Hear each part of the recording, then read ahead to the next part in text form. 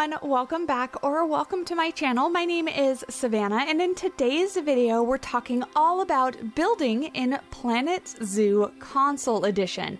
Now this tutorial is specifically made for PS5 players. However, a lot of the tutorial is going to be applicable to Xbox players. The names of the buttons and things that I'm pressing are probably just going to be different. So just know that this tutorial is mapped out on a PS5 controller.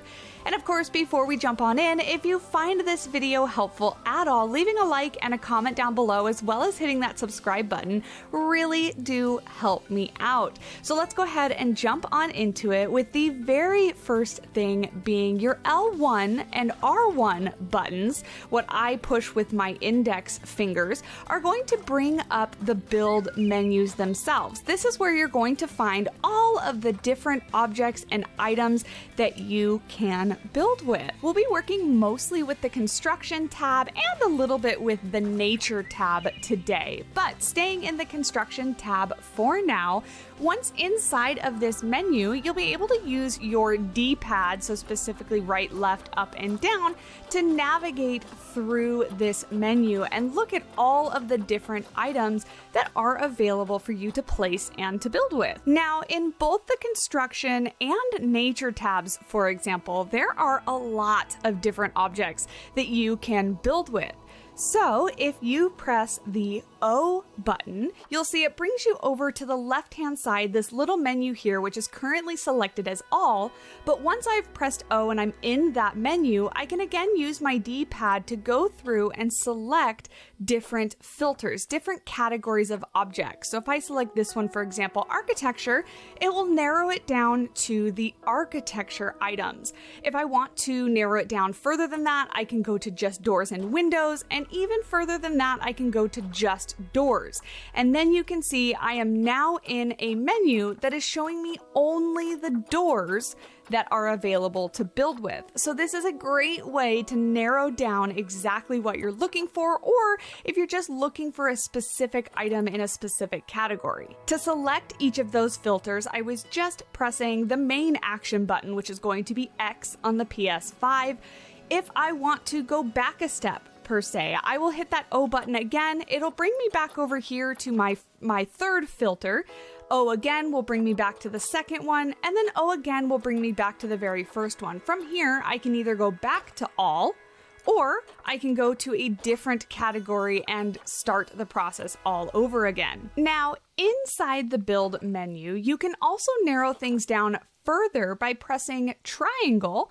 This will bring you up to the top here, where you can see just a few more filters to help you narrow things down. These additional filters include this one, like the blueprints menu, your favorites menu, and then some filters that will allow you to sort by material, property, theme, brand, and content pack.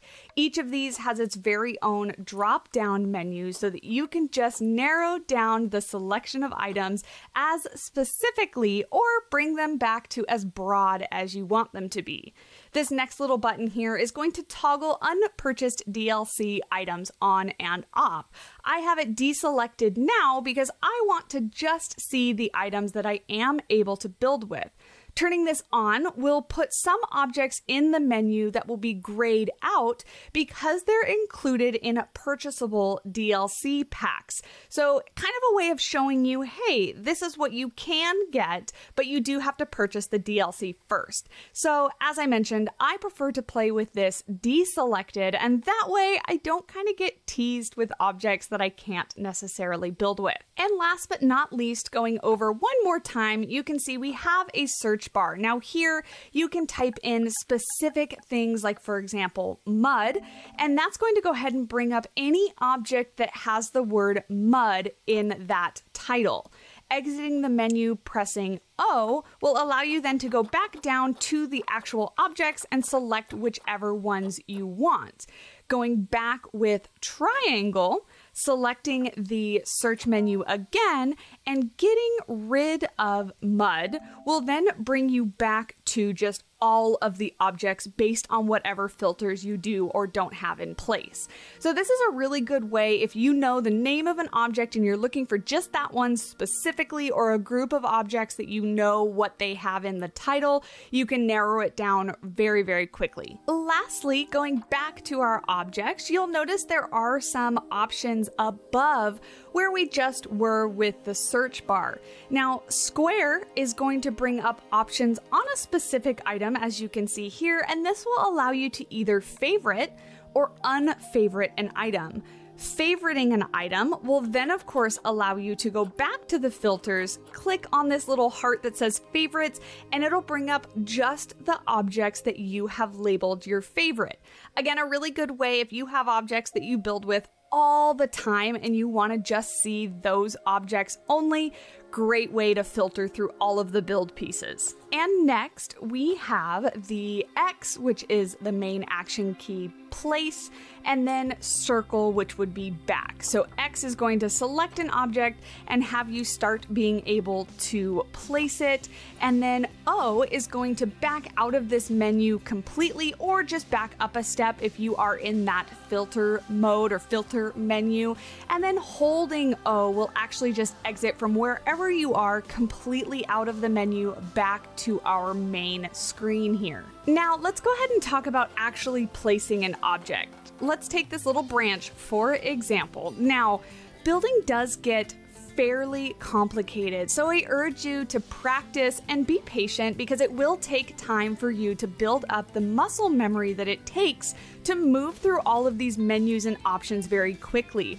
I have over 1,000 hours in Planet Zoo on PC, and this took me quite a while to get the hang of building on console. So if you're moving from PC to console or just picking the game up for the first time, please try not to get frustrated, as there are a lot of different options that you can utilize when building things in Planet Zoo, which I understand can be frustrating, but also makes the game what it is. So stick with it. Be patient. We'll start with when you first bring out an item, you'll see a menu on the right-hand side, and we are specifically in the move option of that menu. But before we get into that menu, let's go ahead and talk about the buttons that are labeled along the bottom of the screen, starting with a couple that aren't actually labeled. I've already kind of showed it off, but L2 and R2 will allow you to zoom in and out as you are building, so that you can get either a closer view or back up and see your build progress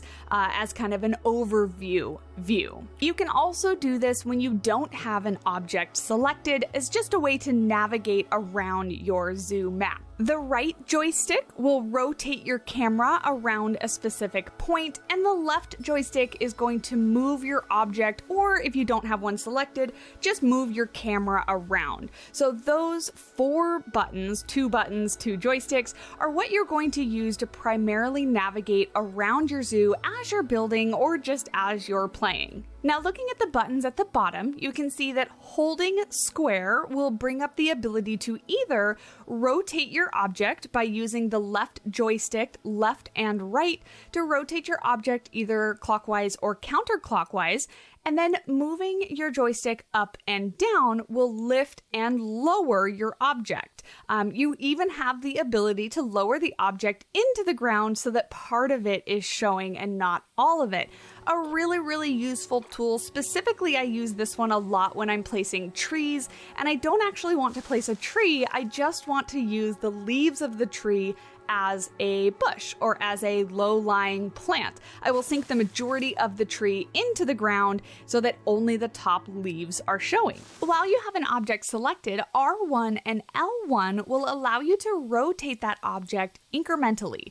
Now, what I mean by that is that you will be able to either hold down R1 or L1 or just press them in order to move an object counterclockwise or clockwise, depending on what angle snap you have selected. So as you can see is if I adjust my angle snap here to 15 and I press R1 once, it's going to rotate my object to the right by 15 degrees. If I keep pressing it, it will keep rotating the object to the right by those 15-degree increments. Same thing on the left, I can rotate it back, but always sticking to those 15-degree increments. If I hold down R1 or L1, it will then continue to snap 15 degrees in rotation, and it's a good way to just kind of rotate it quickly from one side to another, or if you want to go 3 steps to the right or 2 steps to the left, you know, things like that. You can rotate your object around while all still keeping it basically in the same place. Holding down triangle will actually bring up your radial menu. This is extremely helpful when placing a lot of objects or building something complicated. This menu is used to quick jump between things like advanced move and rotation, toggling on or off the snap options, deleting items that are selected, and toggling between global and local snapping.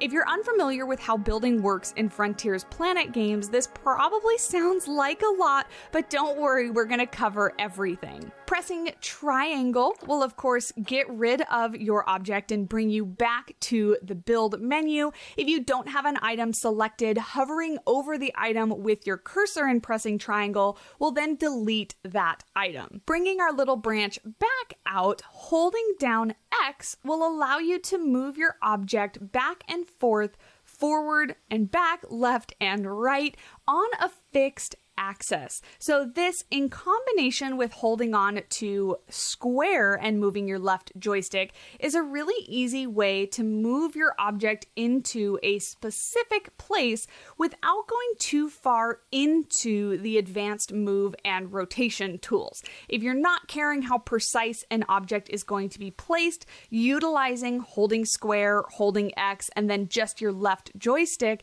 is a good way to just place down objects very quickly. Holding down X in combination with Move Snap works very similarly to how holding down square and moving your object around with Angle Snap works. You can see as I've moved my Move Snap to 2, if I hold down X, my object is now going to snap into certain distances apart on either axis that I move it. So very, very similar, Angle Snap and Move Snap working with holding X and holding square. And then finally, as we kind of already said, pressing X will place your item and give you a new one. Pressing O will bring you back into that build menu so that you can select a different object. Bringing out another item, let's bring out another branch, but a little bit different one. We're going to take a look at the settings on the right, the settings menu. As you can see, and I mentioned, we're in the Move tab of the settings. You can see up on the very top, there are 3 boxes. I have the leftmost one selected. You move through these different options, different menus by using the left and the right on your D-pad, but we're gonna stick in the Move section to start. Moving past Angle Snap and past Move Snap brings us to Add to Building. This is currently set to off, and if we go to this building, which I totally made and is not an already pre-built building that's in the game as a blueprint, spoiler, it is. You can place this down just out of the menu. It's one of the pre-provided ones.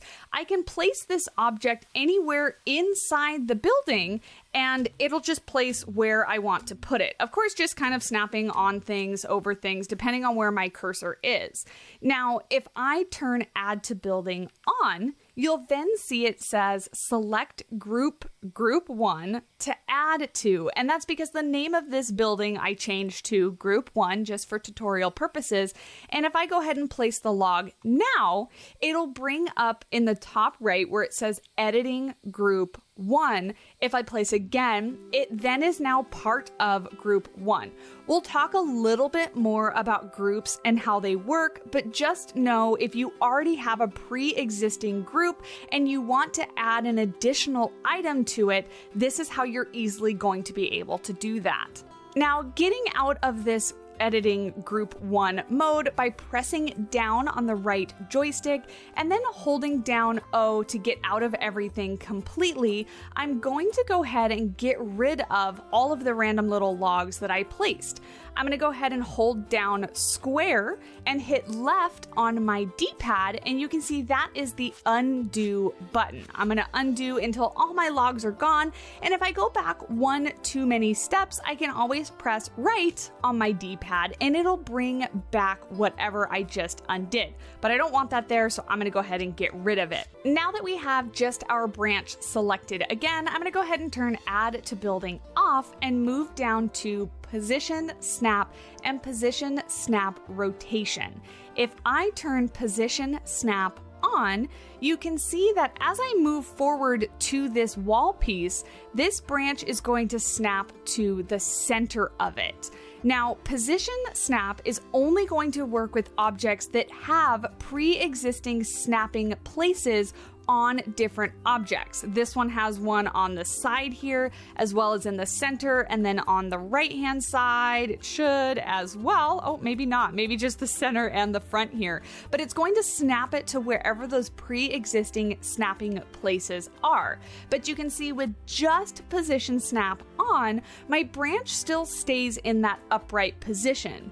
If I go down and turn on Position Snap Rotation, my branch will still snap to the center, but now it's snapping in the same orientation my wall piece is. Same thing here with my ground piece. Now this is actually just keeping it in the same position as well because that's where that piece is facing, but this is going to allow it to snap in the same orientation as the piece it's snapping to.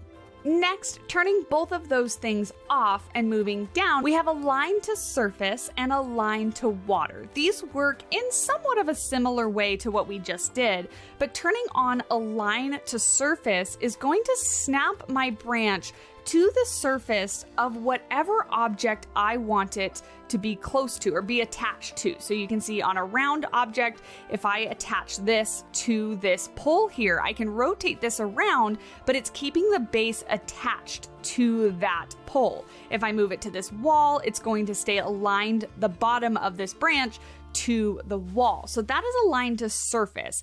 I usually use this most if we go into our menu and go select a door. Any old door will do. I use this most when I'm placing doors in my parks. As you can see, this brings a door straight to the wall and it snaps it up against it. Similarly to that, if I go into our Nature tab and I select, let's say, some lily pads, and I want them to be right on the surface of the water, you can see that over here on the right, I have Align to Water turned on, and this lily pad is going to snap to the surface of the water no matter what I do. If I turn that off, it will stay snapping to the surface of the ground, and you can see it's placed on the bottom of my body of water. Again, turning it on brings it right to the top. So this is a really good way to place like floating foliage on the surface of your water and get it lined up exactly, because sometimes getting to see the surface of the water and exactly where you want to place things can be a bit difficult. So that is going to be the way that you want to do it. Bringing back our good old branch, we're going to continue moving on down our menu options to the next one, which is Random Rotation. So Random Rotation is currently off. If I place multiple of these objects, it's going to continue to place them in the same orientation that they are brought out of the menu on. I'm going to go ahead and turn Align to Surface off so it will stop freaking out as I go past them.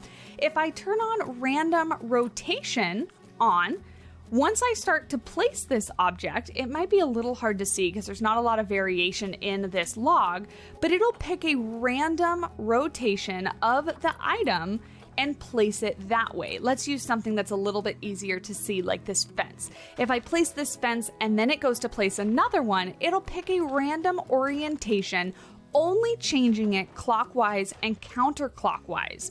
If, for example, you wanted to pick a random rotation but on all axes, you'll go ahead and choose random rotation all, turn that on, and now when I go to place this, it's going to rotate my fence all sorts of ways. As you can see, it really does not make a whole lot of sense for a fencing piece, and to be quite honest, I really don't use the random rotation all at all, really.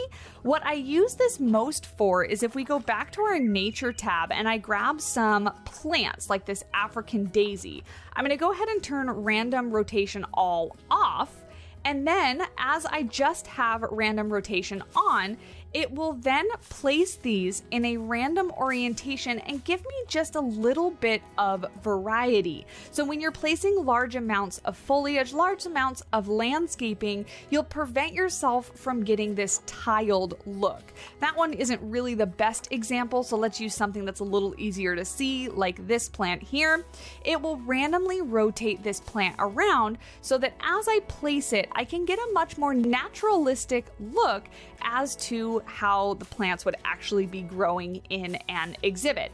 Really quick way to add lots of landscaping and lots of foliage to your park. I'm gonna go ahead and get rid of this mess so we can move on to the next thing. Back to our handy dandy log, but still in just our move menu, all the way at the bottom, we have highlight hidden barriers and highlight hidden paths. Both of these are currently selected on, and as you can see, I have a null path here and a null barrier here, both of which you can see right now because I have an object selected and I have both of these options to all. If I go out of this menu, drop my stick, and go back to just the normal mode, you can see both the barrier and the path disappear because they're null, so they're not meant to be viewable. But if I bring back out my stick here, my branch, you can see it highlights them. This is a good way if you're building a null path that's completely customizable as you're building it because you want it to look a certain way. You'll know where the path ends and begins, so you know where your guests are going to walk. Similarly, if you're building a custom fence for an exhibit and you want to know exactly where the animals are going to identify their fence as being, you want this highlighted so you can build along it. Now, if this gets a little crazy or you don't care where those things are, going all the way down again to those options, you can turn them off and you'll see that they completely disappear. Now, there is one other option that is nearby for both of these.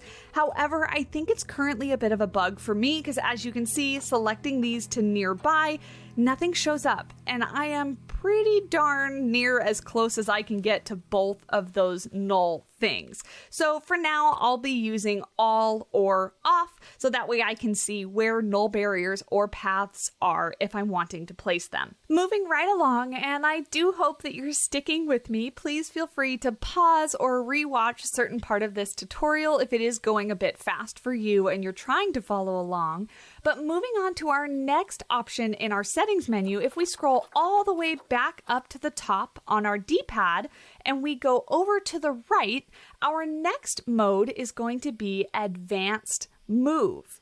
Now, Advanced Move and the one next to it, Advanced Rotate, are both going to bring up these very colorful widgets.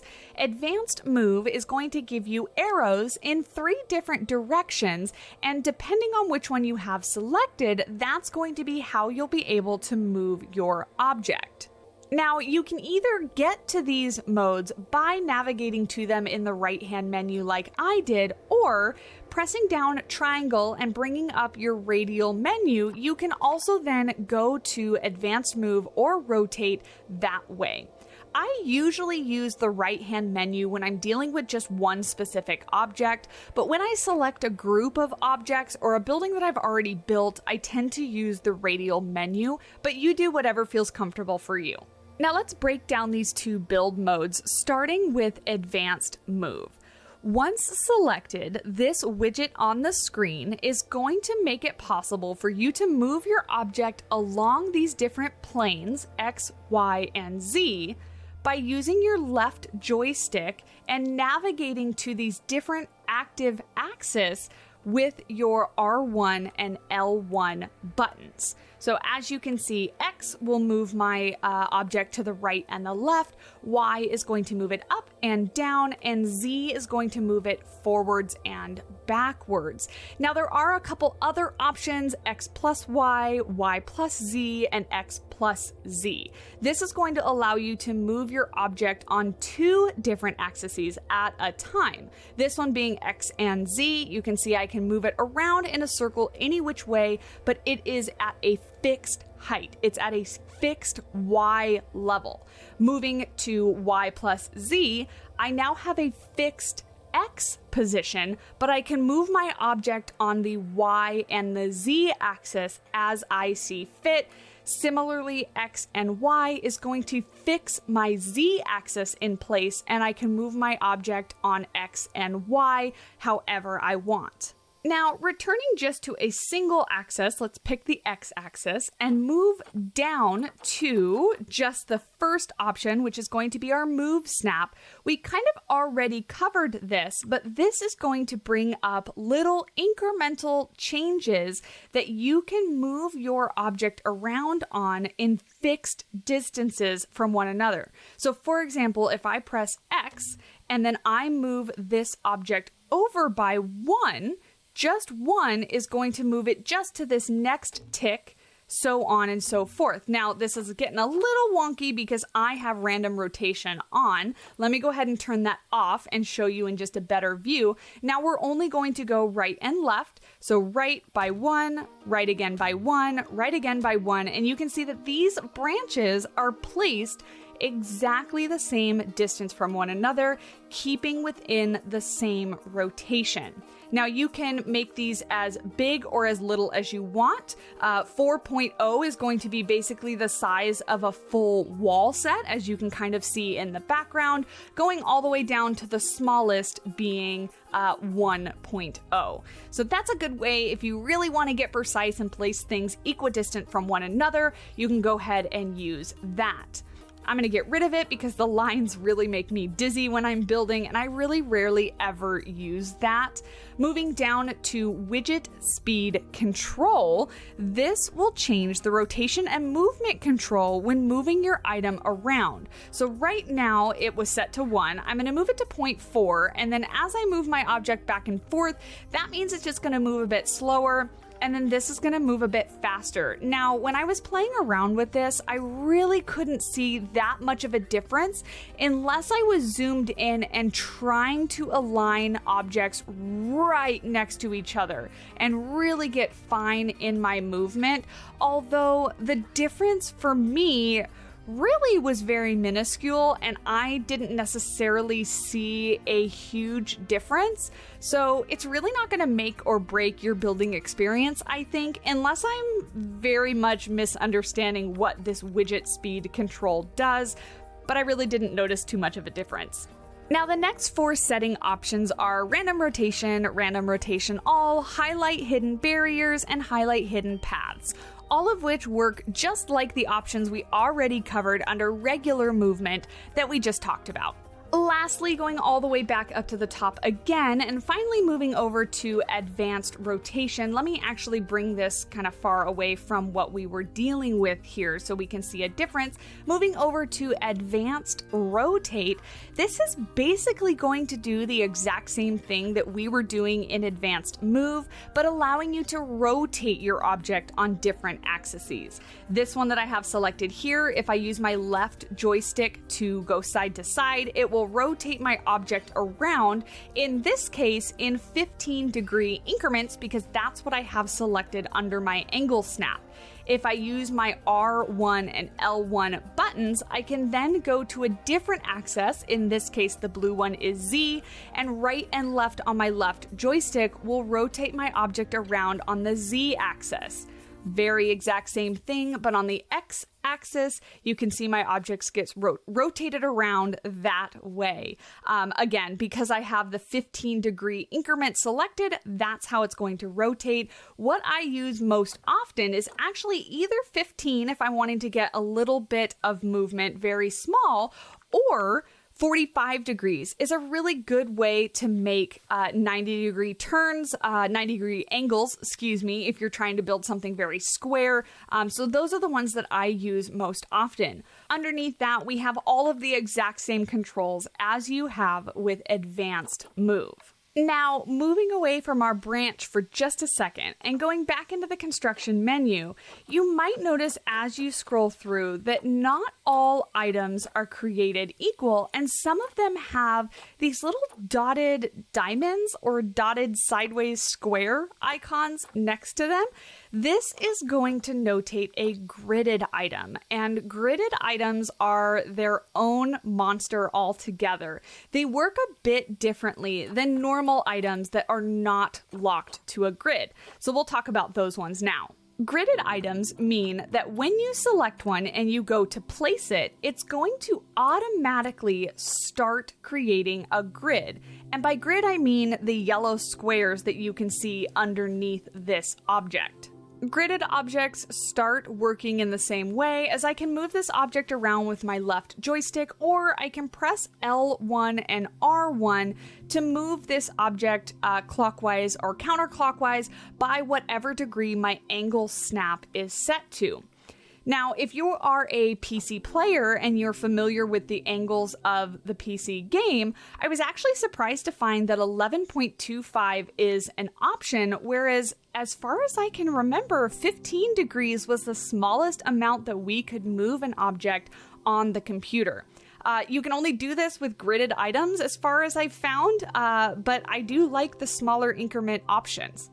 Just like non-gridded items, you can also hold down square and move your joystick up and down, your left joystick up and down, sink it into the ground or raise it above the ground, as well as hold on to X and move it around on either the forward and backward, right, left axis, just like you can with normal objects.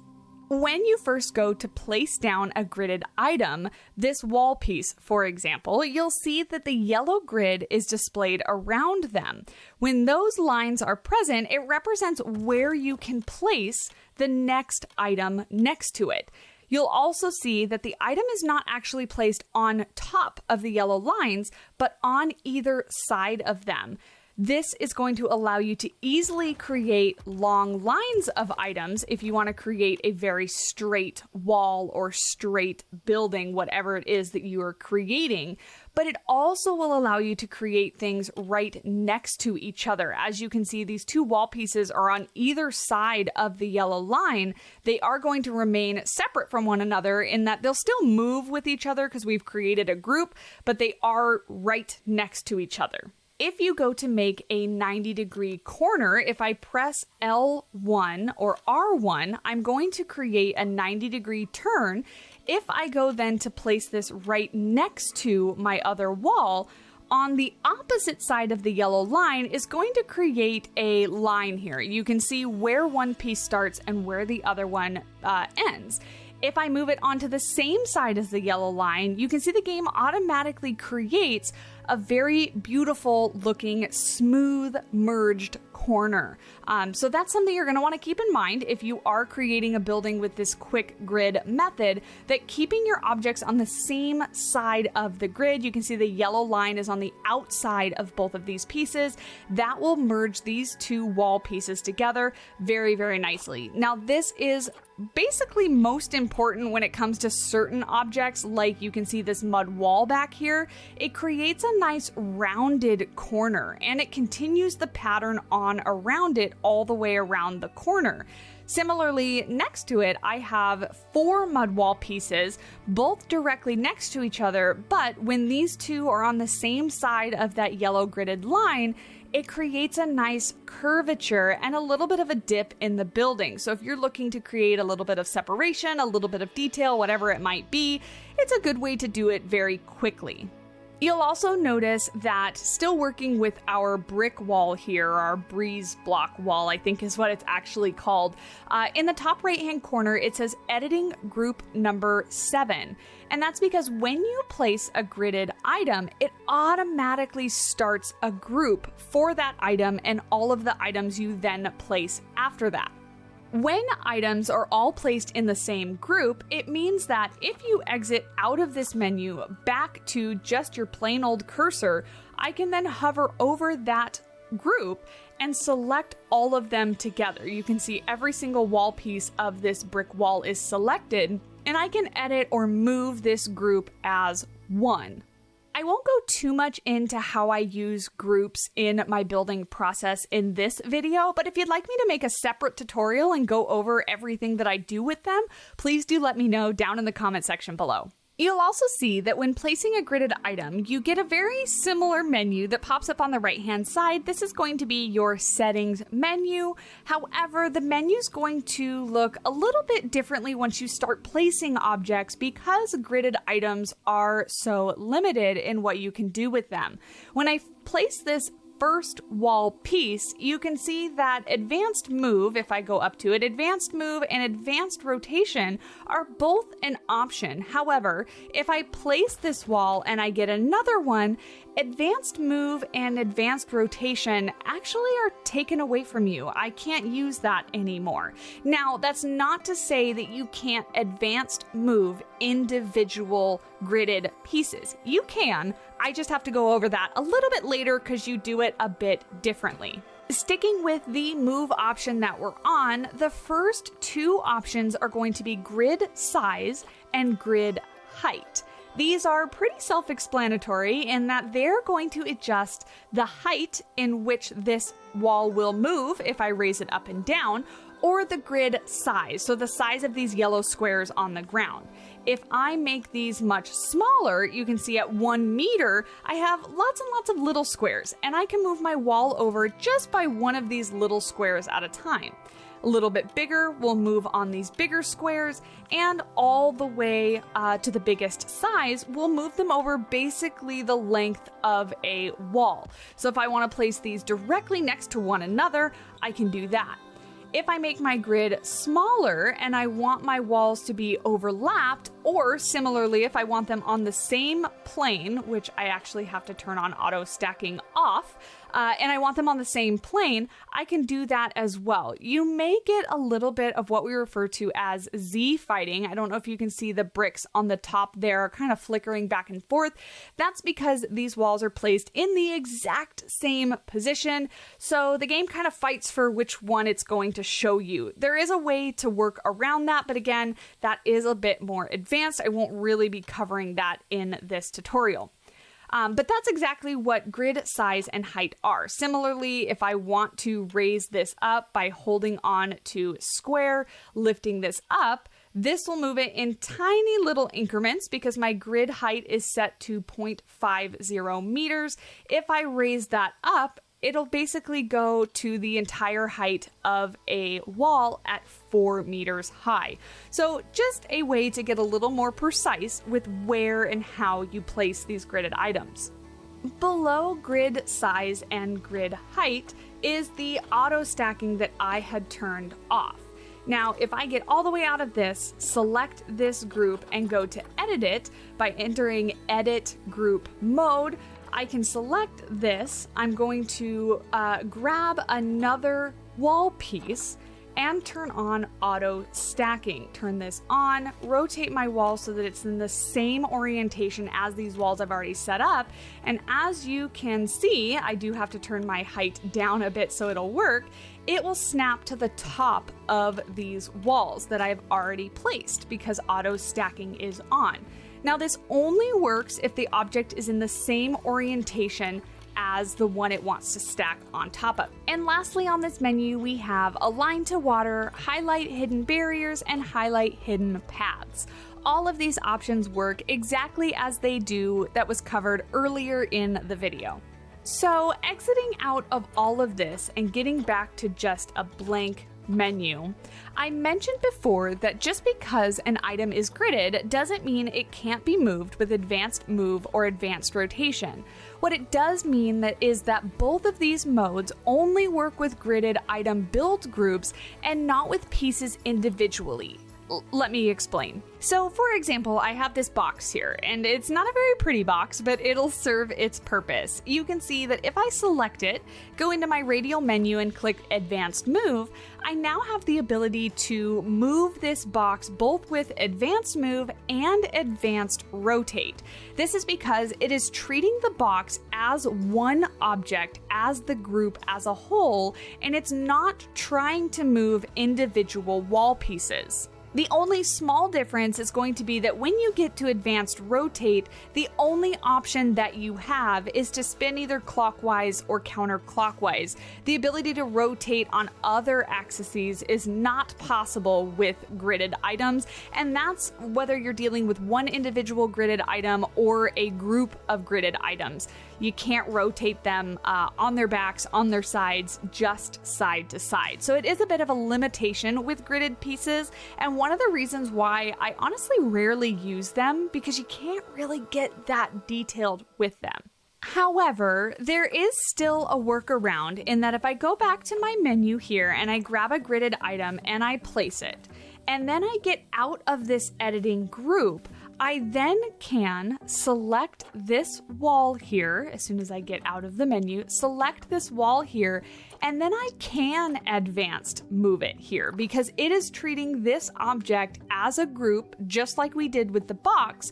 And if I navigate to my Z axis here, I can place this wall and actually duplicate it as well as what I needed to select here. Advanced duplicate and move, and I can create multiple of them and treat them as their own individual piece. So it is a bit of a workaround. It does mean that each individual wall will be its own group, but it is a way to then advanced move and advanced rotate individual gridded items. Now, last but not least, we're going to talk about manipulating items or item groups that you've already placed. Selecting an item or an item group will bring up a different menu in the top right-hand corner of the screen that has some additional option buttons along the bottom of it. Starting with a single item, as you can see in the top right-hand corner, our first button that gets highlighted is Center Camera, and it'll do just that. If I move away from this object, but it's still selected, hitting Center Camera will bring me back over with this object right in the center. I can zoom in or out, this object staying in the center. So good way to kind of snap to an item if you want to start working with it. Moving to the right, the next button is the Move button. This will bring you into the same menu that pops up when you are first placing an item out of the build menu. Just know that when you select this button, it will snap your item to ground level. So for example, if I have this pot placed halfway in the ground, and then I go and hit Move, it will give it to me, but it's going to snap it back to ground level. So if you were just wanting to adjust your item slightly from where it was placed, then you should select the next buttons, which is Advanced Move and Rotate.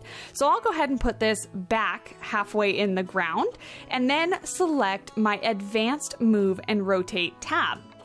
You can see that this brings up obviously the advanced move and advanced rotation options, but it leaves my object where it was, allowing me to edit it and move it very slightly from its original position if I want to. The next button here on our options is the duplicate button. Very self-explanatory in that it will leave the original object where it is, but it will give me a copy of that object and I can do with it whatever I want. The second to last button selecting my vase again is going to be probably my most used and favorite button, the duplicate and advanced move. So clicking this will actually give me another version of the object I have selected, but as you can see, it keeps it in the same position, height, rotation, whatever it may be, and allows me to advanced move it from there. This is actually great if you've created something like a wall or a fence with little details on it and you want to extend that wall or fence. You select your group of items and hit Advanced Duplicate, and you can then make the exact same object side by side by side. A small side note with that is that, say for example, you want to create a wall out of these log pieces, and you don't want to just keep duplicating them over and over again, because as you can see, they start to look pretty tiled from that point. So if I take my log and each time I move it, I'm going to rotate it slightly. However, I still can't move it in a straight line because my widget has moved. And if I rotate it again, my widget has moved again. And I want to create that straight line that you see on the right. This is where the toggle global and local snaps comes into play. So if I then, on this log selected, hold my triangle button and then I toggle global snap, you can see my widget snaps back into the side to side that it originally was. I can rotate my logs and they will still move side to side how I wanted them to. That's going to be the most important aspect of creating straight lines but having varied objects, is that global toggle. That moves objects on the axis that's aligned with the map and not the axis that's aligned with the object. So then, say for example, I have my log, I place it, but then I want to have one that is rotated slightly to the side, like it's falling over, right? So I place that one, and then I want that one to be kind of taller. If I then just go to move this up and down, it would be a pain to have to move it over and line it up like that. So what I can do is if I just place another one over here on the ground, place that, and then go back to local snap, now my y-axis is in line with my log and I can slide that and extend it how I want to. So that's going to be how global and local snaps work. I use that very, very often when building, depending on what I want to build. And moving all the way back out of this, getting rid of all of my beautiful log walls, and going back to our original vase, you can see that the very last button on here, extraordinarily self-explanatory, it's the trash button. It's going to delete your object. You can also do this very same thing, as I think I already mentioned, by hovering your cursor over the object and hitting triangle. It will also delete your object. Now, moving over to our original tried and true little branch here, some objects actually have a climbable setting. So if we click on this branch, you'll see that there is a green rectangular box labeled climbing enabled.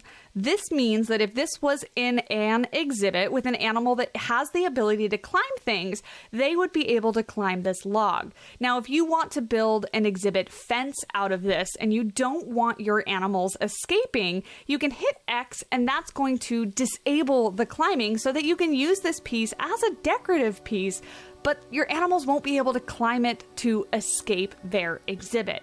This option will only appear on objects that are already climbable. So I guess the better way to explain that is that some items are climbable and have the ability to have that climbability turned off, but if an object is not climbable, there's no way to turn on a climbability for it.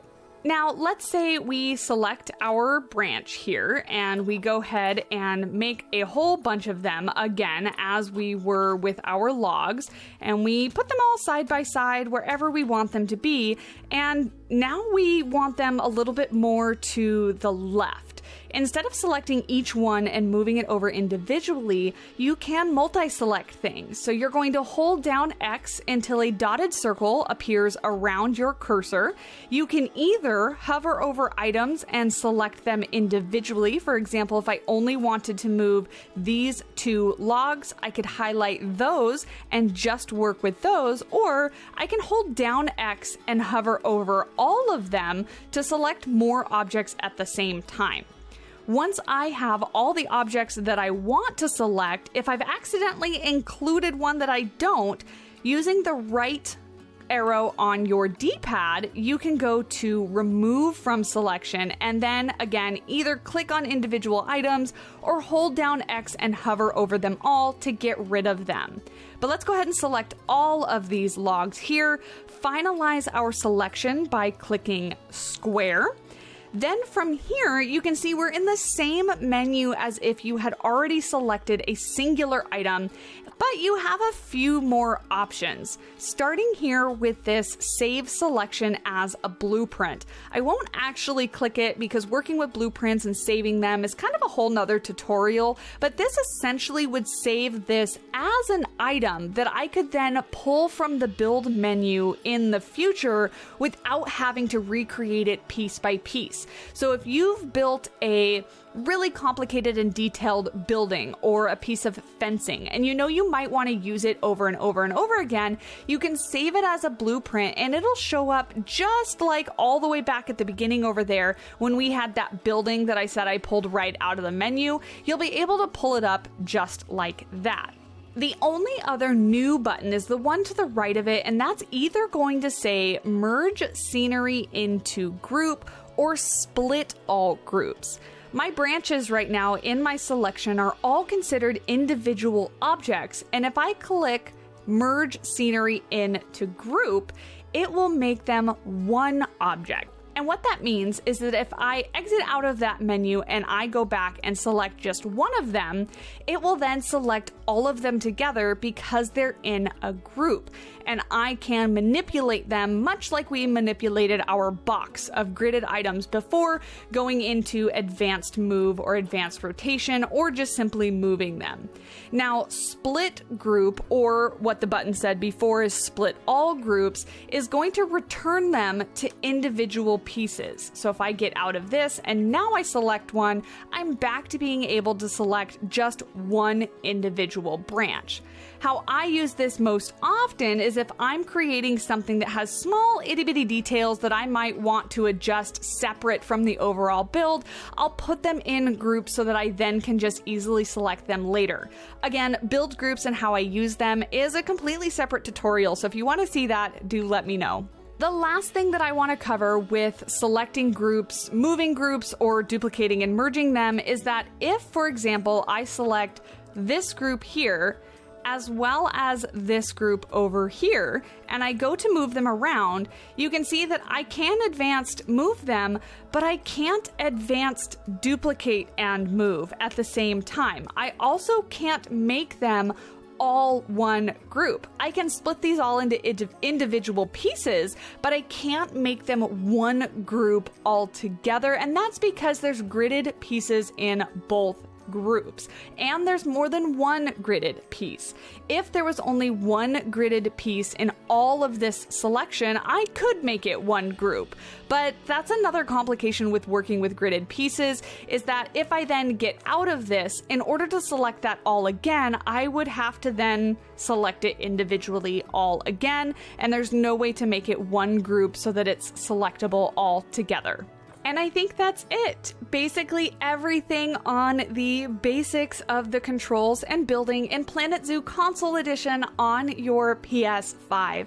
If I've missed anything or you need clarification, please feel free to let me know down in the comment section below. You can also reach me on Twitter or my Discord. I'm happy to answer questions there as well. Thank you so much for watching, and do remember that if you found this video at all helpful, leave a like down below and hit the subscribe button so you don't miss out on any future content. And until next time, I will see you in the next video. Bye!